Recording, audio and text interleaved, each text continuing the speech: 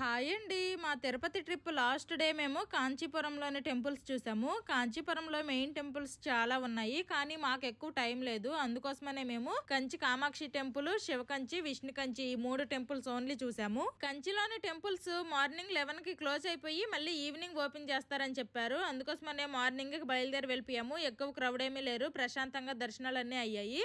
విష్ణు కంచి టెంపుల్లోనే మనకి బంగారు వెండి బలులు కూడా ఉంటాయి, వాటిని కూడా దర్శనం చేసుకున్నాము. కాంచీపురం శారీస్ కి ఫేమస్ కదా, మరి అంత దూరం వెళ్ళి శారీస్ షాపింగ్ చేయకపోతే ఎలా చెప్పండి. ఫస్ట్ టెంపుల్స్ చూసేసిన తర్వాత ఇంకా షాపింగ్ కి వెళ్ళాము. నేను కొన్ని కంచి కాటన్ అలాగే కంచి పట్టు శారీస్ అయితే తీసుకున్నాను. దీని లాంగ్ వీడియో నేను పోస్ట్ చేసినప్పుడు కాంచీపురంలో చాలా ఎక్కువ రేట్లు చెప్తారు, మోసాలు కూడా చేస్తారండి అని చెప్పారు. అప్పటికే నా షాపింగ్ అయిపోయింది, నాకు ఎలా అని తెలియదు, ఇంక నేనేం చేయలేను. నాలాగా తెలియని వాళ్ళ కోసం చెప్తున్నాను. ఎవరైనా కాంచీపురంలో శారీస్ షాపింగ్ చేయాలి అనుకుంటే మీరు బాగా బేరమాడి వీలైనంత తక్కువ రేటుకి తీసుకొని జాగ్రత్తగా ఉండండి.